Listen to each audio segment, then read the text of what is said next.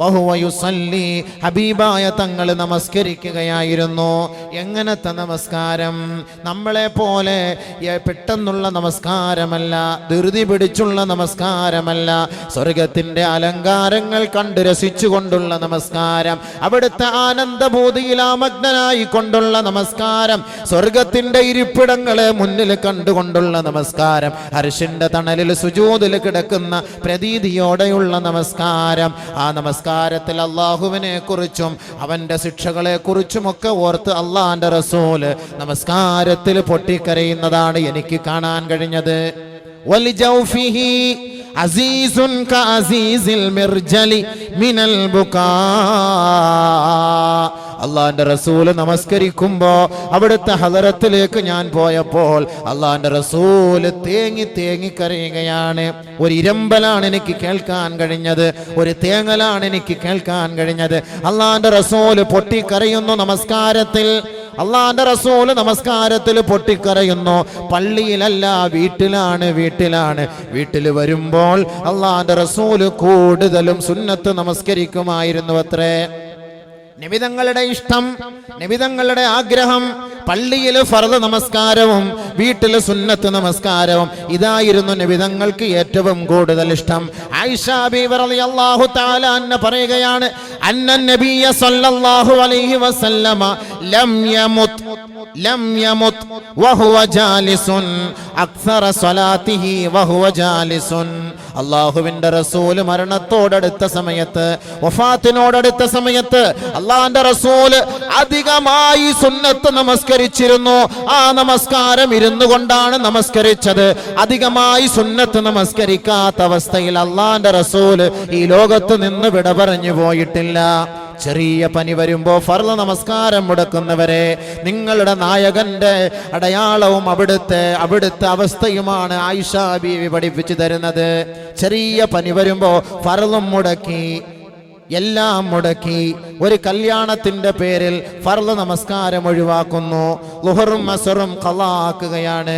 ചെറിയ ചെറിയ ഫംഗ്ഷന്റെ പേരിൽ എത്രയെത്ര നമസ്കാരങ്ങളാണ് പാഴാക്കുക. അള്ളാന്റെ റസൂല് ലോകത്തോട് വിട പറയാൻ പോകുന്ന സമയം ശരീരമാസകലം വേദനിക്കുകയാണ്. ഫാത്തിമ ബീവി എന്ന പൊന്നുമോളോട് ശരീരത്തിൽ പച്ചവെള്ളം കൊണ്ടുവന്ന് തടവിത്തരാൻ വേണ്ടി പറയുന്നു. ആയിഷ ബീവിയോട് പറയുന്നു, അവിടുത്തെ കൈകൾ ഉയർത്തിപ്പിടിച്ച് ഫാത്തിഹ സൂറത്ത് ഓതി ശരീരത്തിൽ തടവുന്നതിന് വേണ്ടി അള്ളാന്റെ റസൂല് പറയുമ്പോഴും ഹബീബായ തങ്ങളുടെ ആവേശവും ഹബീബായ തങ്ങളുടെ ആഗ്രഹവും അക്സറ മിൻ സ്വലാത്തിഹി വഹുവ ജാലിസുൻ, ഇരുന്ന് നമസ്കരിക്കും കൂടുതൽ സമയം. ആ അവസ്ഥയിലാണ് മരിച്ചു പോണത്. വീട്ടിൽ പോയിട്ട് നിൽക്കാൻ വയ്യെങ്കിൽ ഇരുന്ന് സുന്നത്ത് ഇങ്ങനെ നമസ്കരിച്ചോണ്ടിരിക്കും അധികമായിട്ട്. ബഹുമാനപ്പെട്ട നബിതങ്ങൾ നമസ്കാരത്തിലൂടെ അള്ളാഹുവിനെ സ്വാധീനിക്കുകയാണ്. വീട്ടിൽ പോയാലും അള്ളാന്റെ റസൂലിന് റെസ്റ്റില്ല. ആയിഷ ബീവിയോട് അവിടുത്തെ രാത്രി നമസ്കാരത്തെ കുറിച്ച് ചോദിച്ചപ്പോൾ നാം കരുതുന്നത് എന്താണ്? അള്ളാന്റെ റസൂല് മദീനയിൽ നിന്ന് വീട്ടിലേക്ക് പോയാൽ, മദീനയുടെ പള്ളിയിൽ നിന്ന്, അവിടുത്തെ ഉമ്മറപ്പടിയിൽ നിന്ന്, മിമ്പറിൽ നിന്ന്, മെഹ്റാബിൽ നിന്ന് വീട്ടിലേക്ക് പോയാൽ ഉറക്കമായിരിക്കും, വിശ്രമമായിരിക്കും എന്നല്ലേ നാം കരുതുന്നത്. ആയിഷ ബീവിയോട് ചോദിച്ചു അത്രേ, അള്ളാന്റെ റസൂലിന്റെ നമസ്കാരം എന്തായിരുന്നു വീട്ടിൽ? കാന യുസല്ലി ലൈലൻ തവീലാ ഖായിമാ, നിന്നുകൊണ്ട് അള്ളാന്റെ റസൂല് ദീർഘനേരം നമസ്കരിക്കുമായിരുന്നു. വയുസല്ലി ഖായിദാ, അള്ളാഹുവിന്റെ റസൂൽ ഇരുന്നു കൊണ്ടും ദീർഘനേരം നമസ്കരിക്കുമായിരുന്നു. ബഹുമാനപ്പെട്ട റസൂലുള്ളാഹി സ്വല്ലല്ലാഹു അലൈഹി വസല്ലം തങ്ങളുടെ അവസ്ഥയാ, കൂടുതൽ നേരം നമസ്കരിക്കും, ഇരുന്നു കൊണ്ടും നിന്നുകൊണ്ടൊക്കെ നമസ്കരിക്കും. തന്റെ ആവശ്യങ്ങളെല്ലാം നമസ്കാരത്തിലൂടെ നബിതങ്ങൾ നേടിയെടുക്കുമായിരുന്നു അത്രേ. ഇൻകസഫത്തി ശംസു അലാ അഹദി റസൂലില്ലാഹി സ്വല്ലല്ലാഹു അലൈഹി വസല്ലം, നബിതങ്ങളുടെ കാലഘട്ടത്തിൽ സൂര്യഗ്രഹണം സംഭവിച്ചു. മദീനയാകപ്പാടെ ഇരുട്ടിലാണ്ടുപോയി. വല്ലാത്ത ശിക്ഷയാണ്, വല്ലാത്ത അദാബാണത്. അതൊന്നും നമുക്കിപ്പോൾ നേരിട്ടിട്ടില്ല.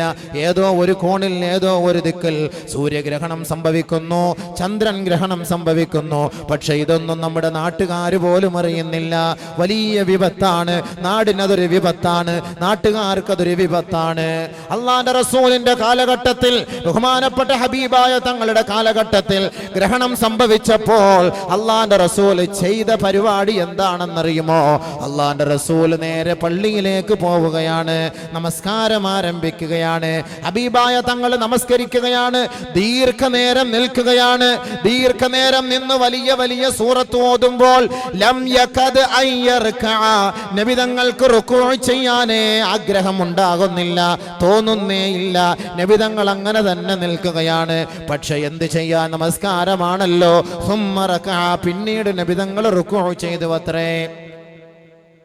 ലം യഖദ് അൻ യർഫഅ, നബി തങ്ങൾക്ക് റുകൂഇൽ നിന്ന് ഉയരാൻ കഴിയാത്ത മട്ടിൽ അങ്ങനെ തന്നെ ദീർഘനേരം റുകൂ ചെയ്തു അത്രേ.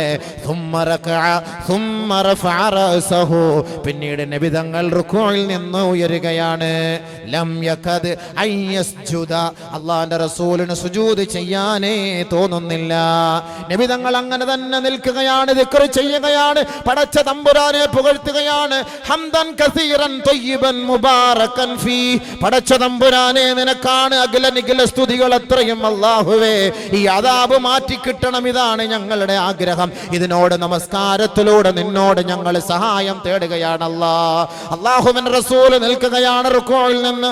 വീണ്ടും അല്ലാഹുവിന്റെ റസൂലിന്റെ സ്വഹാബത്ത് പറയുകയാണ്, ലം യഖദ് അൻ യസ്ജുദ, അല്ലാഹുവിന്റെ റസൂലിന് സുജൂദ് ചെയ്യാൻ ആഗ്രഹമേ ഇല്ല. പക്ഷേ സുമ്മ സജദ, പിന്നീട് നബി തങ്ങൾ സുജൂദ് ചെയ്തു. അല്ലാഹുവിന്റെ റസൂലിന് ആഗ്രഹമില്ല അൻ യർഫഅ റഅസഹു മിന സുജൂദ്, നബി തങ്ങൾക്ക് സുജൂദിൽ നിന്ന് തല ഉയർത്താൻ ആഗ്രഹമേ ഇല്ല. അങ്ങനെ നമസ്കാരം ഒരു റക്അത്ത് പൂർത്തിയാക്കി രണ്ടാമത്തെ റക്അത്തിൽ അവസാനത്തെ സുജൂദിൽ വന്ന് നബി തങ്ങൾക്ക് വീഴുകയാണ്. സുജൂദിൽ കിടന്നുകൊണ്ട് അല്ലാഹുവിന്റെ റസൂൽ പൊട്ടിക്കരഞ്ഞുകൊണ്ട് പടച്ചവനോട് പറയുകയാണ്, യാ റബ്ബി അലം തഅദിനി അല്ലാ തുഅദ്ദിബഹും വഅന ഫീഹിം.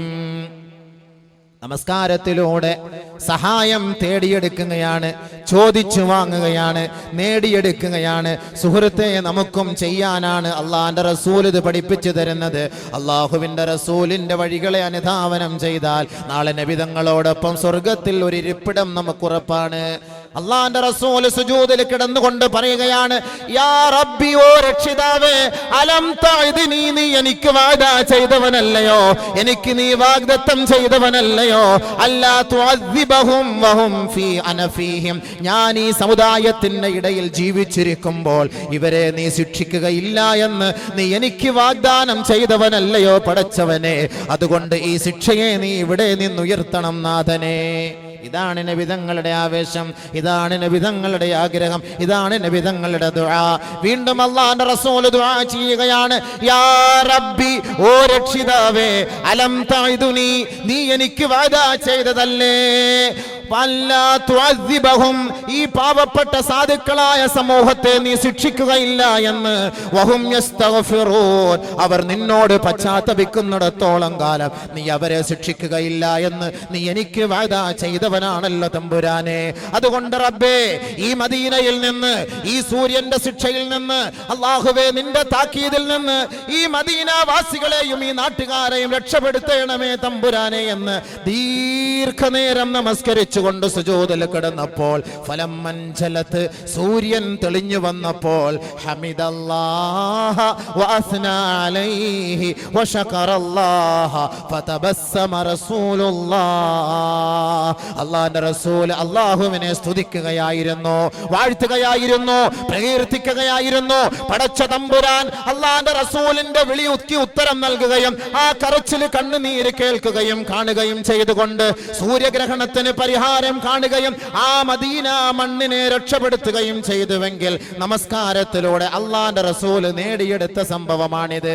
ഏ മുഅ്മിനീങ്ങളെ, എന്നോടും നിങ്ങളോടും മദീനയുടെ മുത്തുമണവാളൻ പരിശുദ്ധ ഖുർആൻ ഓതിക്കൊണ്ട് പച്ചയായി പറയുകയാണ്, യാ അയ്യുഹല്ലദീന ആമനൂ ഇസ്തഈനൂ ബിസ്സബ്രി വസ്സലാഹ്. ഏ വിശ്വാസി സമൂഹമേ, ഏ വിശ്വാസിനി സമൂഹമേ, നിങ്ങളുടെ പ്രയാസങ്ങളും നിങ്ങളുടെ കടങ്ങളും നിങ്ങളുടെ വീർപ്പുമുട്ടലുകളും നിങ്ങളുടെ ആവലാദികളും നിങ്ങളുടെ നൊമ്പരങ്ങളും നിങ്ങളുടെ വേവലാദികളും നമസ്കാരത്തിലൂടെ പടച്ച തമ്പുരാന്റെ മുന്നിൽ നിങ്ങൾ ഇറക്കി വെക്കുവിൻ, സബറോടുകൂടി പ്രതീക്ഷിച്ചിരിക്കുവിൻ.